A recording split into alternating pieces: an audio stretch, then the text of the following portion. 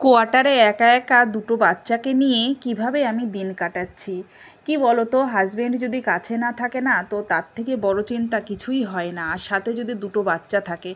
তো good morning everyone, আজকে হচ্ছে মঙ্গলবার। তো দেখো এখন সকাল 7টা মতন বাজে। তো আজকে ছেলে দুটো বলেছে মামা তোমাকে আমি চা বানিয়ে খাওয়াবো। তো ছোটোটা তো বিস্কুট বার করছে প্লেটে, আর বড়টা দেখো আমার জন্য চা চিনি সমস্ত দিয়ে চা বানানো শুরু করে দিয়েছে। আর আজকে সকালে একটু লাল চা খাওয়া হচ্ছে। তো আসলে আমার মনটা ভালো নেই, তোমরা তো দেখলেই কালকে তোমাদের দাদাভাই চলে গেছে অন্য জায়গায় ডিউটিতে কয়েক মাসের জন্য, কবে আসবে ঠিক বলতে পারছি না। তো সেই কারণে ঘরটা একদম খালি খালি হয়ে গেছে, কিছুই ভালো লাগছে না। তো ছেলে বলল চলো চা বানিয়ে দিচ্ছি, তো বানিয়ে দিল। ও আসলে পারে না তবুও বানিয়েছে। আর লাল চা বানাতে কী এমন ব্যাপার একটু একটু বলে দিলাম, বানিয়ে নিল। আর আমাকে জিজ্ঞাসা করছে কেমন হয়েছে চাটা, আমি বলছি খুব সুন্দর হয়েছে। তো যাই হোক চা বিস্কুট খাবো, চা বিস্কুট খেয়ে অনেক জামা কাপড় আছে, যেহেতু তোমাদের দাদাভাই এখন অন্য জায়গায় চলে গেছে ডিউটিতে। তো ওর যত জামা কাপড় ছিল বাইরে সমস্ত কিছু নিয়ে নিয়েছি কাচবো বলে। তো সব কটা জানো তো একদিনে কাচবো না, কেননা প্রচুর জামা কাপড় হাফ হাফ করে নেব, মানে আজকে হাফ কাচবো কালকে হাফ কাচবো। তো একসাথে মানে সমস্ত কিছু কেচে কষ্ট করে লাভ নেই শরীরে। তো অল্প অল্প করে নিয়ে আরাম দিয়ে শরীরে কাচবো, যেহেতু বুঝতেই পারছো ঘরে হাজব্যান্ড নেই। এখন যদি কোনো কিছু হয়ে যায় শরীরে, দুটো বাচ্চা নিয়ে অবস্থাটা খুবই খারাপ হয়ে যাবে। তো যাই হোক জামাকাপড় কেচে ধুয়ে স্নান করে দেখো একটু পুজো দিয়ে নিচ্ছি। ঠাকুরকে পুজো দেওয়া হয়ে গেছে, এবার তুলসী মাতাকেও একটু জল, তুলসী মন্দিরে একটু ধূপকাঠি আর জল টল দিয়ে দিলাম। দিয়ে দেখো ছাদে চলে এসেছি, জামা কাপড় মেলে নিচ্ছি। আর জামা কাপড় গোটা বাইরে রেখে ধুলো করে কি করব, ওই জন্য তোমার দাদাভাইয়ের যা জামা কাপড় ছিল সব কটা নিয়ে নিয়েছি, হাফ কাচলাম আজকে। তো এই সমস্ত শুকিয়ে গেলে আয়রন করে আর কি তুলে রাখবো। তো চলো সব কটা জামা কাপড় মেলে নিই। স্নান হয়ে গেছে, স্নান করে দেখো কত জামা কাপড় হয়েছে। তো সব কটা তো কাচিনি বললামই তোমাদের। এই দেখো একসাথে এত কাচতে না ভীষণ কষ্ট হয়, ওই জন্য হাফ হাফ করে নিয়েছি। তো কালকে আবার কাচা হবে, তাও দেখেছো কতগুনি। তো চলো ঘরে যাই, আর পুজো টুজো তো দেওয়া হয়ে গেল। তো সকালে টিফিন তো করে নিয়েছি, আর আজকে জানো তো মানে কলা ছিল, তোমরা দেখেছিলে তোমাদের দাদাভাই কলা এনেছিল। তো সেই কলা দিয়ে আর রুটি দিয়ে খেয়েছি। আর আমাদের সবার স্নান হয়ে গেছে, আমি স্নান করে আর কি তোমার এই যে ইয়াসকেও বললাম যা তুই স্নান করে আয়, ও স্নান করে নিল। আর এই যে এখন অনেক টাইম পর এসছে, এখন প্রায় তোমার 11টা মতন বাজে আর রান্না বান্না করতে। আর বুঝতেই পারছো তোমাদের দাদাভাই নেই মানে রান্না বান্নার মানে এমন একটা পেশা নেই। তো কি রান্না করব ওটাই ভাবছি। তো এই যে ডিম নিয়ে নিয়েছি, ডিমের অমলেট করব। আর এই যে বেগুন কেটে নিয়েছি, বেগুন ভাজা করব। আর আমার কিন্তু ভাত অলরেডি হয়েই গেছে, আলু সেদ্ধ দিয়েছি। তো এই হবে আজকে দুপুরের খাওয়া দাওয়া।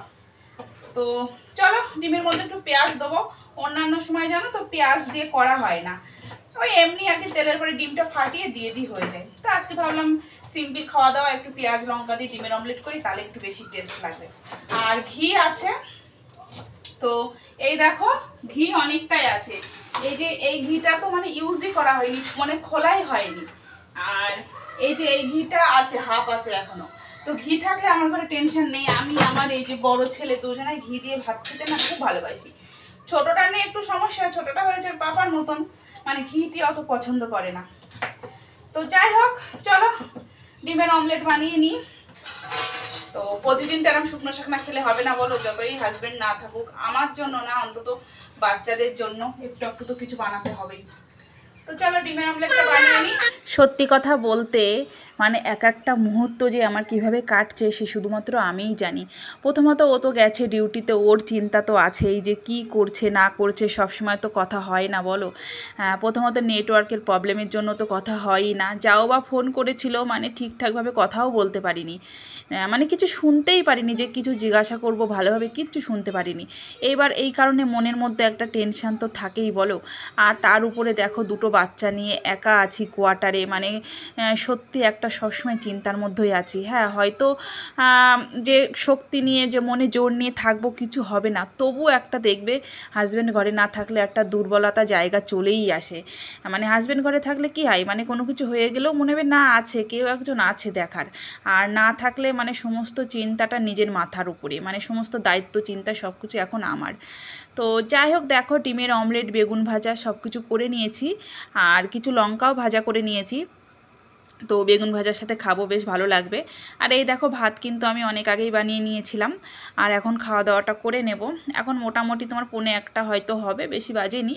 আর আমরা তো এমনই টাইমেই খাই, মানে ওর পাপা যখন ছিল যেমন ডিউটি পড়তো তেমন অনুযায়ী খাওয়া হতো। আর এখন ছেলেরাও ঘরে আছে, স্কুল বন্ধ, তো সেই কারণে টাইমটা ঠিক আছে। আর কদিন পর তো স্কুল চালু হয়ে যাবে, বড়টা আসবে সেই 3:30-র সময়, তখন খাওয়া দাওয়ার টাইম টেবিলে চেঞ্জ হয়ে যাবে। তো এই দেখো ঘি নিয়ে নিয়েছি, আর ওই যে আলু মাখা, তো এই যে ঘি, তোমার লঙ্কা ভাজা, বেগুন ভাজা, ডিমের অমলেট, আর একটু আম নিয়ে নিয়েছি আম তেলের থেকে। তো এই হচ্ছে আজকে দুপুরের খাওয়া দাওয়া। তো চলো খাওয়া দাওয়াটা কমপ্লিট করি।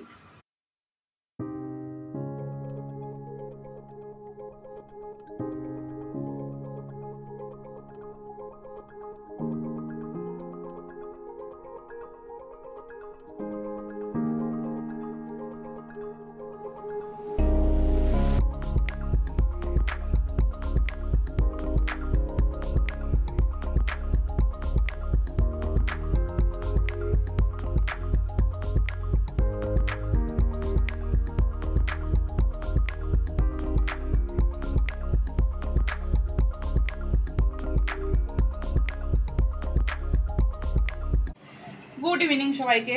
দেখো এখন হচ্ছে 5:30 মতন বাজে। তো ওই দেখো দুই ছেলে এখন সাইকেল চালাবে, তো ওরা বাইরে গেছে সাইকেল চালাতে, আর আমি একটু রেডি সেডি হয়ে নিয়েছি। ব্যাস এবার একটু শাড়ি হোক চুড়িদার হোক পরবো, পরে রিলস বানাবো। তো তার আগে না ভীষণ খিদে পেয়ে গেছে, দেখো ভাজা মুড়ি নিয়ে নিয়েছি। যেহেতু দুপুরবেলা দেখলে কি খাওয়া দাওয়া করলাম, তো ওরকম ধরনের খাওয়া দাওয়া করলে না একটু বেশি খিদে পাই। আর তার থেকেও বড় কথা, যদি কাজকর্ম না থাকে না, তো মনে হয় কী খাই। তো যাই হোক, ছেলেরা সাইকেল চালাতে গেল, আর আমি এই যে ভাজা মুড়ি কটা খাবো, খেয়ে একটু রিলস বানাবো। তো ছেলে আসবে তারপরে রিলস বানাবো। ও বললো আমি একটু সাইকেল চালাবো, আমি বলছি ঠিক আছে সাইকেল চালা, ততক্ষণ আমি রেডি হয়ে নিই। তো চলো মুড়ি কটা খেয়ে নিয়ে, তো ভাবছি শাড়ি পরে রিলস বানাবো। তো তারপরে তোমাদের সাথে রিলস বানানোর সময় আবার কথা হবে। আর অনেক টাইম ছাদে এসেছি, ঠিক আছে, জামা কাপড় ছিল সমস্ত কিছু ঘরে রেখে এসেছি, রিলস বানালাম। আর এই যে এখন যাব ঘরে গিয়ে সন্ধ্যা টন্ধা দেবো। আর এই যে দুই ছেলে, বড়টা তো আমার রিলস বানাতে বানাতে পাগল হয়ে গেছে, আর ছোটোটা খেলা করছিল, ঠিক আছে। তো চলো এখন যাব ঘরে সন্ধ্যাবাতি দিয়ে, তো তারপরে তোমাদের সাথে আবার সন্ধ্যাবেলা কথা বলবো।